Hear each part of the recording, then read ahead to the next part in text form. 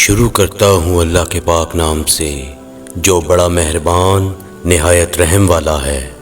مشرکین اور بت پرستوں نے ایک گروہ کو اجران بھیجا تاکہ وہاں جا کر یہودی علماء سے کچھ سوالات معلوم کرتے اور اس کا جواب رسول اسلام صلی اللہ علیہ وآلہ وسلم سے جا کر پوچھتے تاکہ وہ ان کا جواب نہ دے سکیں۔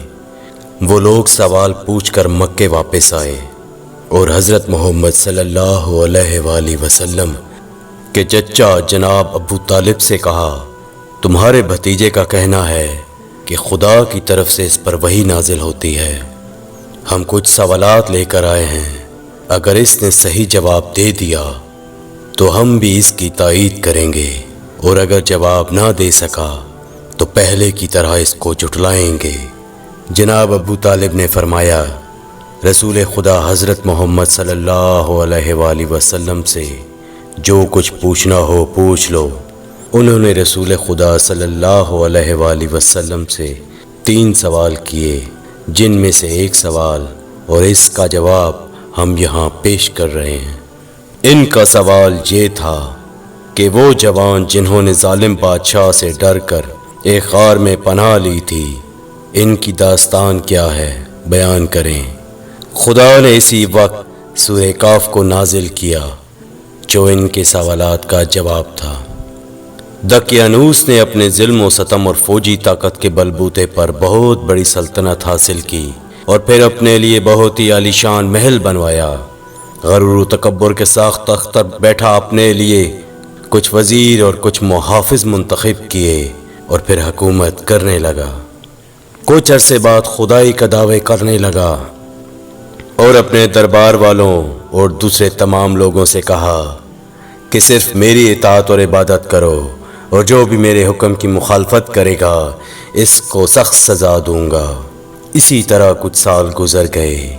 ایک دن جب وہ غرور و تکبر میں مست اپنے تخت پر بیٹھا ہوا تھا، ایک آدمی تیزی سے دوڑتا ہوا آیا اور خبر دی، بادشاہ سلامت، ابھی خبر ملی ہے کہ ایک لشکر تیزی سے ہماری طرف حملہ کرنے کے لیے بڑھ رہا ہے اور سرحد پار کرنے والا ہے۔ یہ خبر سنتے ہی دقیانوس کے چہرے پہ ہوائیاں اڑنے لگیں اور ڈر کے مارے اس کا چہرہ پیلا پڑ گیا۔ یہ دیکھ کر اس کا وزیر اور دربار والے بھی تعجب میں پڑ گئے کہ ابھی تو اس کو خدائی کا دعویٰ تھا، اب کیا ہو گیا۔ اس کا ایک وزیر سوچنے لگا، دقیانوس خدا ہونے کا دعویٰ کرتا ہے اور لوگوں سے کہتا ہے کہ تمام چیزیں میرے قبضے میں ہیں، لیکن وہ خود بھی لوگوں کی طرح ایک عام آدمی ہے، کیونکہ وہ بھی کھانے اور پانی کا محتاج ہے۔ کبھی خوش ہوتا ہے، کبھی ڈرتا ہے، کبھی جاگتا ہے، کبھی سوتا ہے۔ یہ سب کام تو خدا کے نہیں ہو سکتے، اور یہ صفات خدا کے لیے نامناسب ہیں۔ کچھ دن بعد اس کے دوسرے دوست اس سے ملنے اس کے گھر آئے اور دقیانوس کے خدا ہونے کے سلسلے میں باتیں ہونے لگیں۔ اس نے اپنے دوستوں سے کہا، دوستو، بہت دنوں سے میں اپنے اندر ایک تبدیلی محسوس کر رہا ہوں، گویا میرا بیدار ضمیر مجھ سے باتیں کر رہا ہے، جب میری فطرت مجھے نور و روشنی کی طرف لے جا رہی ہے۔ اس حالت نے میرے اوپر اتنا اثر کیا کہ نہ کچھ کھایا جاتا ہے اور نہ ہی نیند آتی ہے۔ آخر یہ کیا ہو گیا، ہمیں بھی بتاؤ، اس کے دوستوں نے سوال کیا۔ دوستو، جب میں آسمان کی طرف دیکھتا ہوں اور اس کائنات کی وسعت اور عظمت کے بارے میں غور و فکر کرتا ہوں تو سوال پیدا ہوتا ہے کہ ان چاند، سورج اور ستاروں کو کس نے پیدا کیا۔ جب میں زمین اور دوسری مخلوقات کے بارے میں غور و فکر کرتا ہوں تو سوچتا ہوں یہ سب کیسے پیدا ہوئے ہیں۔ یہ پہاڑ، صحرا، ہریالی، دریا اور مختلف قسم کے جانور کس نے بنائے؟ خود یہ انسان کیسے پیدا ہوتا ہے اور پھر کیسے بڑا ہوتا ہے؟ خود ہم کو کس نے پیدا کیا ہے؟ پھر تم کس نتیجے پر پہنچے؟ اس نتیجے پر پہنچا ہوں کہ دقیانوس ایک کمزور اور ناتواں مخلوق ہے۔ وہ صرف خدائی کا دعویٰ کرتا ہے، ورنہ حقیقی خدا وہ ہے جو حکیم، عالم اور اس پوری کائنات کو پیدا کرنے والا ہے۔ اس کے دوستوں نے بھی اس کی باتوں پر غور کیا۔ پھر سب نے اس کی تائید کی۔ تب انہوں نے طے کیا کہ دقیانوس کے شر سے بچنے کے لیے ہمیں اس شہر سے نکلنا ہوگا، اور آخر کار پورے ارادے کے ساتھ شہر سے باہر نکلے اور ایک بیابان کی طرف چل دیے۔ راستے میں ان کو ایک چرواہا ملا۔ انہوں نے کچھ دیر اس کے پاس آرام کیا اور اس سے باتیں کرنے لگے۔ پھر جب وہ چلنے لگے تو وہ بھی ان کے ساتھ ہو لیا، اور اس کا کتا بھی آ گیا۔ انہوں نے کہا، اس کتے کو اپنے ساتھ کیوں لا رہے ہو؟ وہ ہمارے لیے خطرہ پیدا کر سکتا ہے، اور اس کے ذریعے سے دشمن ہم سے باخبر ہو سکتا ہے۔ انہوں نے بہت کوشش کی کہ کسی طرح کتے کو بھگائیں، لیکن کامیاب نہ ہو سکے۔ پھر چرواہے نے کہا، اسے آنے دو، ہو سکتا ہے کہ یہ ہماری حفاظت کرے۔ وہ مجھ سے مانوس ہے اور میں اسے خاموش کر سکتا ہوں۔ صحراؤں اور پہاڑوں سے گزرتے ہوئے وہ ایک غار کے پاس پہنچے اور سوچا اس میں ذرا چل کر آرام کیا جائے۔ سب لوگ آرام کے لیے لیٹ گئے۔ تھکاوٹ کی وجہ سے انہیں فوراً نیند آ گئی، اور کتا بھی غار کے کنارے سو گیا۔ یہ غار اتنا بڑا تھا اور اس کا دروازہ اس طرح کا تھا کہ جب سورج طلوع ہوتا تھا تو اس کی کرنیں سیدھی اس غار میں پڑتی تھیں، اور جب غروب ہوتا تھا تب بھی ایک بار اس میں چمکتا تھا۔ یہ با ایمان اور صالح جوان سالوں تک اسی طرح سوتے رہے۔ جب بیدار ہوئے، دوبارہ زندہ ہوئے تو سورج ڈوب رہا تھا، لہٰذا وہ یہ سوچ رہے تھے کہ ہم فقط ایک دن سوئے ہیں۔ پھر ایک دوسرے سے پوچھنے لگے، ہم کتنا سوئے ہیں؟ صرف ایک دن، بلکہ اس سے بھی کم۔ وہ بھوکے تھے اور انہیں کھانے کی ضرورت تھی، لہٰذا طے یہ پایا کہ ان میں سے ایک شخص بہت ہی احتیاط سے شہر جائے اور کھانے کے لیے کچھ لے آئے۔ ان میں سے ایک تیار ہوا اور باہر آیا۔ جب باہر آیا تو کیا دیکھتا ہے کہ باہر کا پورا منظر بدل چکا ہے۔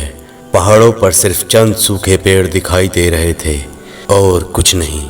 جب راستے سے وہ آئے تھے وہ بھی اسے عجیب سا لگا، اور شہر تو بالکل بدل چکا تھا۔ اسے بہت تعجب ہو رہا تھا اور کچھ سمجھ نہیں آ رہا تھا کہ آخر کیا ہو گیا ہے۔ روٹی کی دکان پر گیا، چند روٹیاں اٹھائیں اور دکاندار کو وہ پیسے دیے جو ساتھ لایا تھا۔ ارے یہ پیسے تو بہت پرانے ہیں، آج کے زمانے کے نہیں ہیں، تمہیں ضرور کوئی خزانہ ملا ہے۔ کیا کہہ رہے ہو؟ یہ پیسے میں چند دن پہلے اسی شہر سے لے کر گیا ہوں۔ تم جھوٹ بول رہے ہو، تمہیں ضرور کوئی خزانہ ملا ہے اور تم اسے چھپانا چاہتے ہو۔ ایک بھیڑ اکٹھی ہو گئی اور خبر جنگل کی آگ کی طرح پھیلتی گئی، یہاں تک کہ بادشاہ کے کانوں تک پہنچی۔ اسے بادشاہ کے دربار میں حاضر کیا گیا تاکہ اس سے پوچھ تاچھ کی جائے۔ کیا تم کو کوئی خزانہ ملا ہے؟ بادشاہ نے سوال کیا۔ نہیں، مجھے کوئی خزانہ نہیں ملا ہے۔ میں جب اس شہر سے نکلا تو لوگ مجبور تھے کہ دقیانوس کی عبادت اور پرستش کریں، اور جب واپس اس شہر میں آیا ہوں تو سب کچھ بدلا ہوا ہے۔ یہ کہانی شاید تم نے اس لیے گھڑی ہے تاکہ ہم کو بے وقوف بناؤ۔ تمہیں معلوم ہے کہ ہمارے پیغمبر جناب حضرت عیسیٰ علیہ السلام نے فرمایا ہے کہ اگر کسی کو خزانہ نہ ملے تو اس کا 5واں حصہ سے لے لیا جائے اور باقی اسی کے حوالے کیا جائے۔ آخر آپ لوگ میری بات کیوں نہیں مان رہے ہیں؟ میں اسی شہر کا رہنے والا ہوں اور جو کچھ کہہ رہا ہوں حقیقت ہے۔ کیا اس شہر میں تمہارا گھر بھی ہے؟ ہاں ہے، آئیے میں آپ کو اپنا گھر دکھاتا ہوں۔ بادشاہ اور کچھ دوسرے لوگ اس کے ساتھ گئے تاکہ دیکھیں کیا یہ صحیح کہہ رہا ہے۔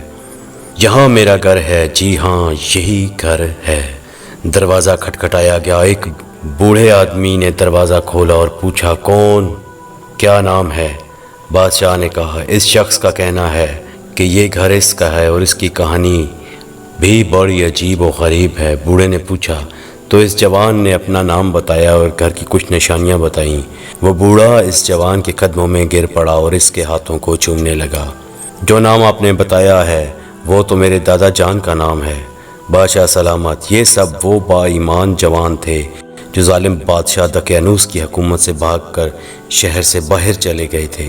یہ سچ کہہ رہے ہیں بادشاہ، اور دوسرے لوگ بھی ان کا احترام کرنے لگے۔ پھر یہ طے پایا کہ غار میں چلا جائے۔ ताकि दूसरे जवानों को भी दीदार किया जाए। सब लोग गार की तरफ चल पड़े। जब गार के करीब पहुँचे तो इस नौजवान ने कहा, अभी आप लोग यहीं ठहर जाएं ताकि मैं अपने दूसरे दोस्तों को सारी बात बता दूं, क्योंकि इनको नहीं मालूम कि वो कितना सोए हैं। अगर वो आप लोगों को देखेंगे तो यही समझेंगे कि दकियानूस की फ़ौज हमें गिरफ़्तार करने आई है। वो दोस्तों के पास आया और कहा, दोस्तों क्या आप जानते हैं कि हम कितना सोए हैं? बता तो दिया कि एक दिन, बल्कि इससे भी कम। नहीं दोस्तों, बल्कि हम लोग 309 साल तक सोए हैं। दकियानूस बहुत सालों पहले मर चुका है और इसके बाद खुदा ने एक पैगंबर भेजा जिसका नाम हज़रत ईसा इब्ने मरियम है। खुदा के हुक्म से वो भी अब आसमान पर चले गए हैं और इस वक्त का बादशाह और लोग सब इस पैगंबर के मानने वाले हैं और सब लोग आपके दीदार के मुंतज़िर हैं। इसके दोस्त ताज्जुब से इसकी बात सुन रहे थे। इनमें से एक ने कहा, तुम क्या कह रहे हो? क्या ये चाहते हो कि हम लोगों के लिए इबरत बने? फिर क्या किया जाए? आओ सब खुदा से दुआ करते हैं कि दोबारा हमको इसी तरह अपनी बारगाह में बुला ले। खुदा ने इनकी दुआ कबूल कर ली और वो फिर से हमेशा के लिए सो गए। जब बहुत देर हो गई और बाहर ना निकले तो बादशाह और इसके सिपाही इसके अंदर आए और देखा कि सब के सब इस दुनिया से जा चुके हैं। बादशाह ने हुक्म दिया कि इस गार को एक इबादतगाह की शक्ल दी जाए ताकि क़यामत के लिए ये यादगार रहे। नाज़रीन, अगर आपको वीडियो पसंद आए तो वीडियो को लाइक और चैनल को सब्सक्राइब कर दें। जज़ाकल्लाह।